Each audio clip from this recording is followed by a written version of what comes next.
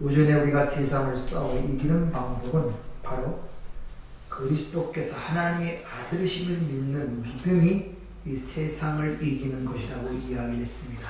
그 말은 우리가 온전히 예수 그리스도를 믿고 의지하는 것이 세상을 이기는 기초가 된다는 거예요.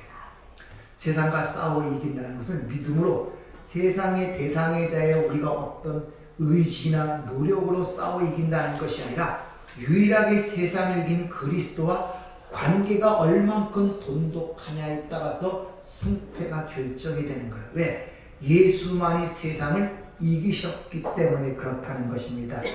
자, 오전에 말씀 어떤 건물을 세우는 일을 시작하기 전에 그 기초를 확실히 하는 것은 건축에 있어서 철칙입니다. 건물이 세워지면 그 선물을 세우기 위한 어떤 기초를 만드는 것. 이와 같이 우리가 믿고 의지할 그분을 생각한다면 그분을 의지할 수 있다는 사실을 알아야 돼요. 무조건 의지할 수가 없습니다. 어거지로 안 된단 말이에요. 의지하는 일은 신뢰가 가야 되고 그분에 대해서 잘 알아야 된다는 것이죠. 따라서 우리가 그분을 의지할 수 있다는 사실을 아는 것이 가장 중요하기 때문에 그리스도가 하나님의 아들이심을 믿는 자라는 그런 단서가 붙는 거예요. 그 믿음이 세상을 이긴단 말입니다.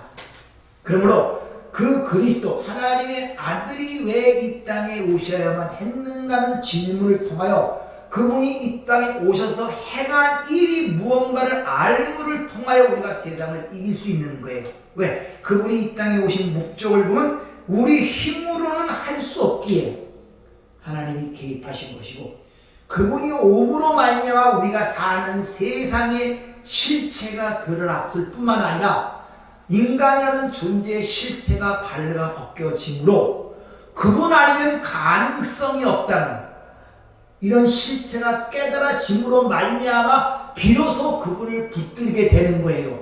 무조건 그분을 붙들지 못합니다.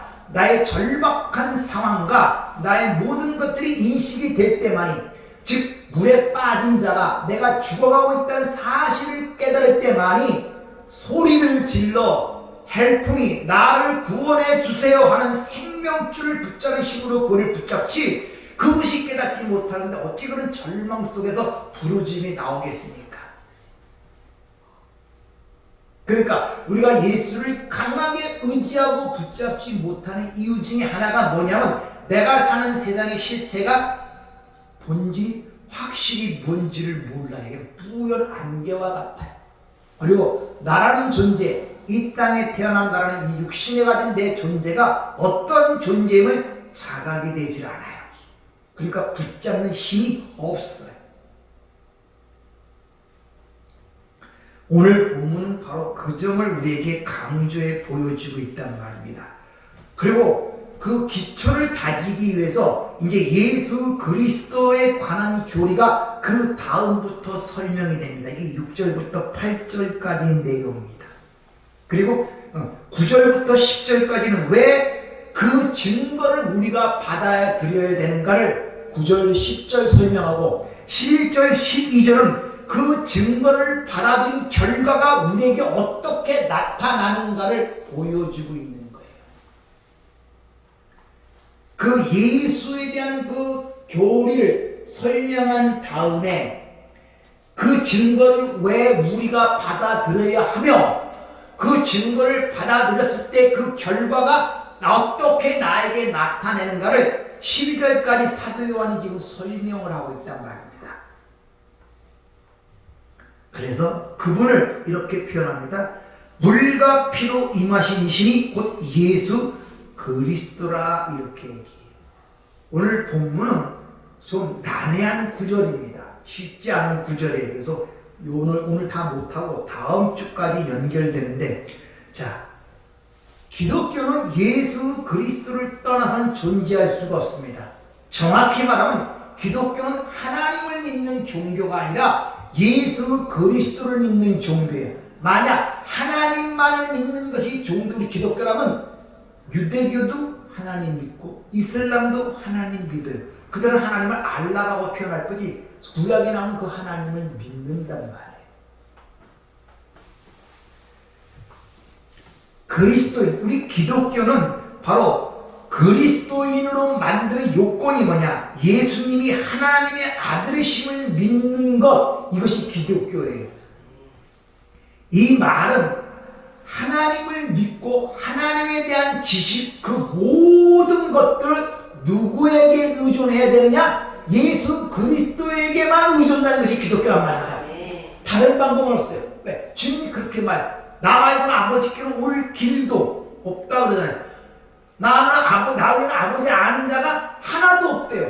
그러니까 그 하나님의 아는 지식이나 하나님 믿는 것이나 그 모든 것이 누구에 의존되어 있다? 예수 그리스도에게 의존되어 있는 거예요.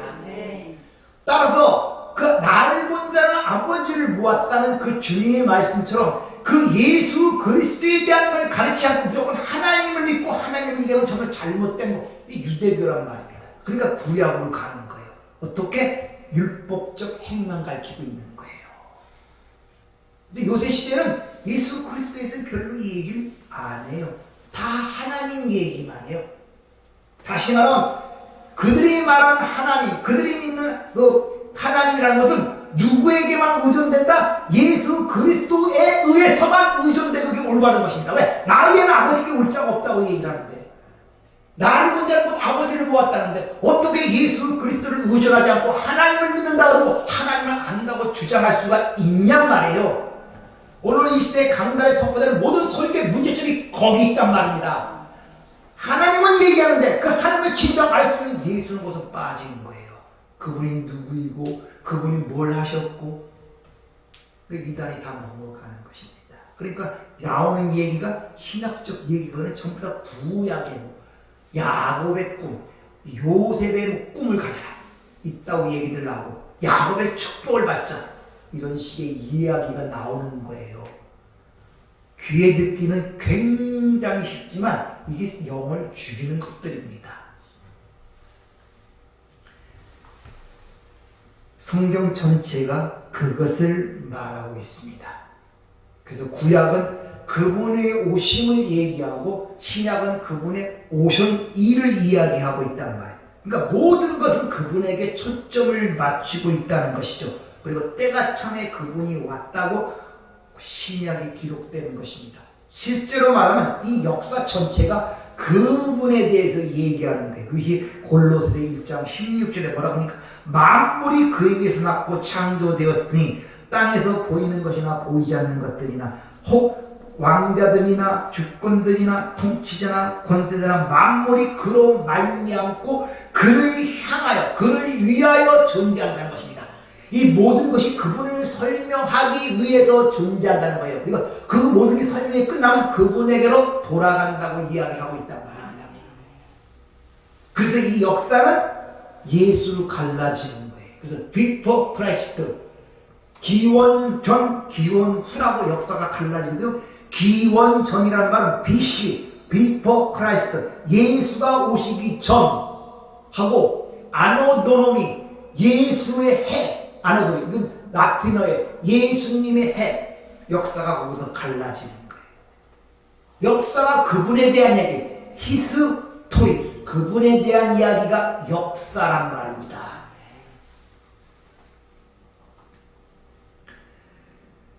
그런데 초대교회 때 많은 이단들과 거짓 선지자들이 교회 안으로 침투해서 교회가 길을 잃고 방황하게 만듭니다. 세상에 비친 예수를 왜곡시킴으로만 빛을 어둡게 만든단 말이에요.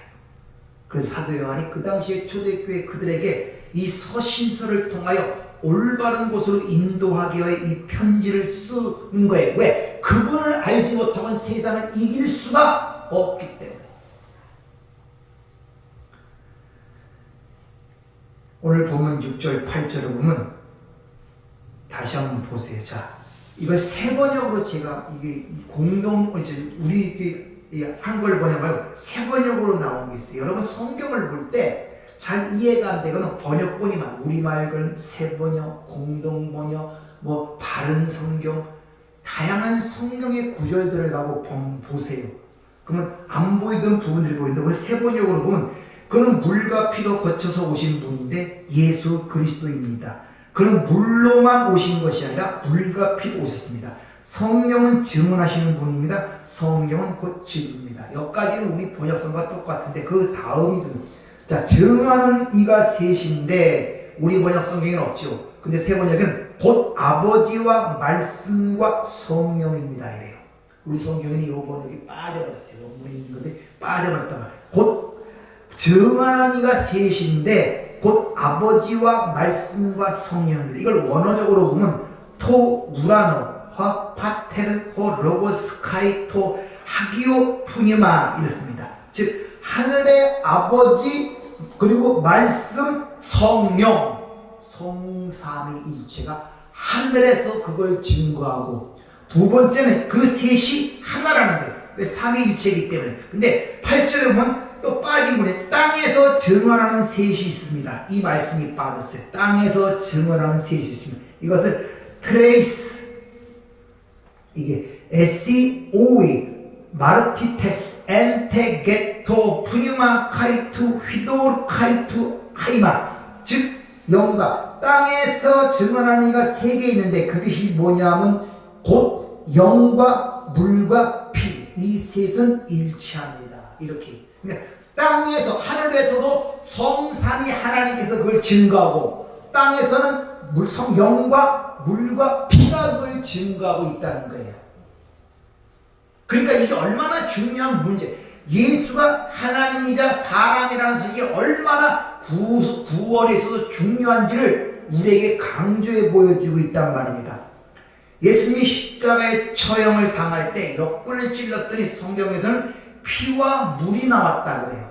근데 여기서 사도 요한은 피와 물이라고 안 하고 물과 피를 언급하면서 더 강조하여 물로만도 아니요 물과 피라고 얘기함으로써 예수님이 십자가의 역군에 찔리는 그 피와 물이 나왔다는 그것을 언급하는 것이 아니란 말입니다. 거기서는 피와 물이 나왔다는데 여기는 물과 피가 나왔다 그래요. 어떤 사람들은 이 물과 피가 나왔다는 것을 성례와 세례와 성천식을 가리킨다고 주장하지만 사도 요한은 우리가 지금 5장까지 공부하는 중에서 성례와 성천식에 대해서 한마디도 언급하지 않습니다. 그러니까 그 얘기를 하는 것이 아니란 말입니다. 지금 사도 요한은 우리에게 뭘 얘기하냐? 그리스도가 하나님의 아들이심을 믿는 그 믿음이 세상을 이기기 때문에 바로 그 하나님의 아들이신 예수 그리스도에 대한 것을 우리에게 지금 증거하고 있는 거예요. 지금 그분이 누구인가? 즉 우리의 구세주시며 우리의 주이신 예수 그리스도는 그 인격이 신성과 인성을 가진 유일무이한 사람이라는 것을 우리에게 지금 증거하고 강조하고 있는 거예요. 하나님, 사람, 유일하게 이것을 모노게네스라고 그러죠. 독생자의 그래서 말씀이 육신이 되어 이렇게 우리 말 성경인데 말씀이 육신이 그런 말 없어요. 그러니까 말씀 육신이에요. 그걸 원어를 보면 호 로고스 사르크스 에게네토 호 로고스 주격 남성 단수 사르스 주격 여성 단수 에게네토 중간태 디포 동사 이렇게 그러니까 말씀 사람이에요. 말씀 육신이에요. 다 둘 다 주격이에요. 이것이 뜻대가 아니라 둘이 같이 주격이란 말입니다. 근데 에게네토 중간태 디포 동사라는 헬라어 문법이 있는데 이것은 주어가 행위자인 동시에 행위의 대상자예요. 주어가 행하는 주어인 동시에 그 행함을 당하는 대상의 그런 의미를 갖고 있을 때 중간태 디포 동사가 쓰여요. 그러니까 말씀의 행위자가 말씀인 동시에 그 대상이 또 하나님이란 말이에요.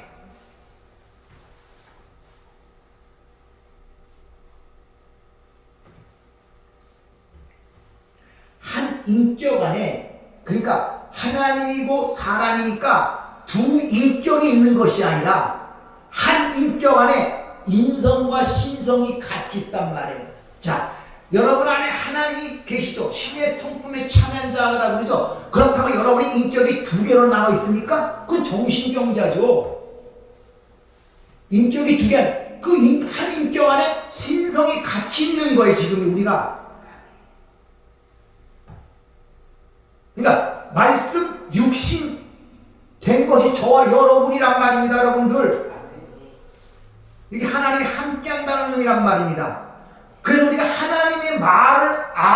알아들을 수가 있는 거예요. 세상 방식에는 영적으로 알아들을 수가 있는 거예요. 그리고 보이지 않는 그 하나님을 아버지라 부를 수 있는 이유도 바로 거기 있단 말입니다. 그 당시에 가장 공격을 받은 것이 바로 예수님이 하나님이고 사람이라는 문제. 왜? 이해가 되게. 하나님이 어떻게 죽어? 신이 죽음이라는 게 어떻게 있어? 그러니까 그 하나님이 죽은 것이 아니라 인간 예수만이 죽은 거예요. 지금도 그 주장하는 데가 있죠? 어디입니까? 예수님의 신성을 부인하는 곳. 여호와 주님교. 그럼 예수는 하나님 아니라 그래요. 위대한 선지자로 보지. 그래서 그들이 이단이에요. 딴 게 이단인 줄 아십니까? 그들은 하나님의 예수의 신성을 인정하지 않습니다. 어떻게 하나님이 죽냐는 것입니다. 왜 여러분도 한번 물어보겠습니다. 왜 하나님이 어떻게 죽습니까? 하나님이 안 죽잖아요. 신인데 어떻게 죽어? 죽음이라는 것이. 근데 그게 이해가 되지 않으니까 왜? 그러니까 하나님 죽을 수 없으니까 신성이 없다는 거예요. 그럼 어떻게 메시아가 되느냐? 예수라는 한 개인 사람이 요단강에서 세례를 받을 때 성령이 임한다는 말이 나오죠. 비둘기 같이. 그때 그리스도라는 것이 그에게 임했다가 십자가에 죽기 전에 그 그리스도가 떠났다는 거예요. 그래서 십자가에 죽은 예수는 인간 육신의 예수밖에 없다는 거예요.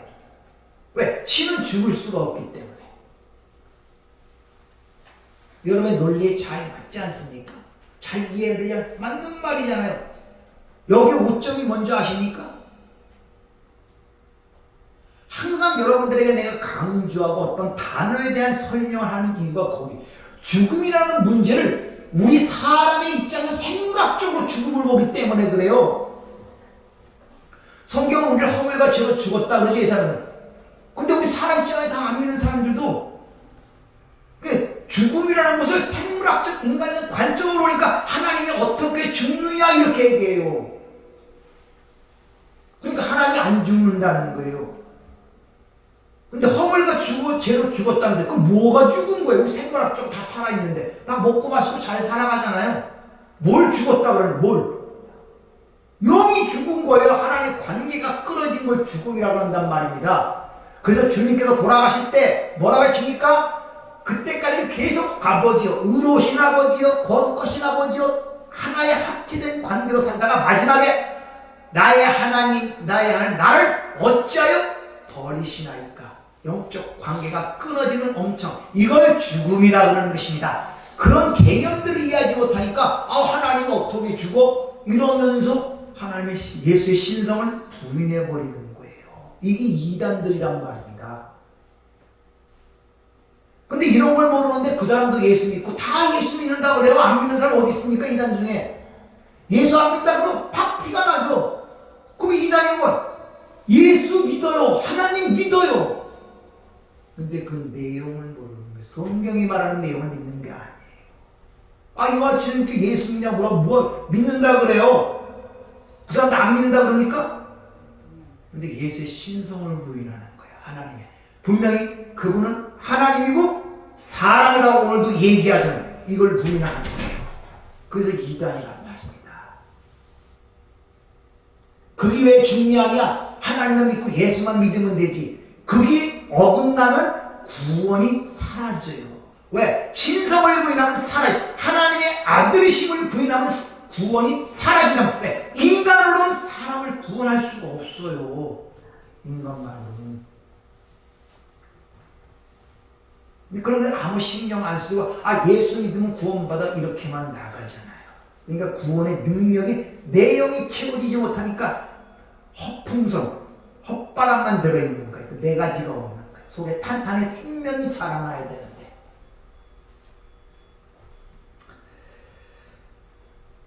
그래서 사도 요한은 초대교회 때 이런 문제가 하도 고통을 받고 있어서 니들이 그 말 구에는 그 아기가 하나님이고 사람임을 지금 강조해 설명하고 있기 때문에 우리에게 반복하여 지금 그걸 강조하고 있다는 것입니다.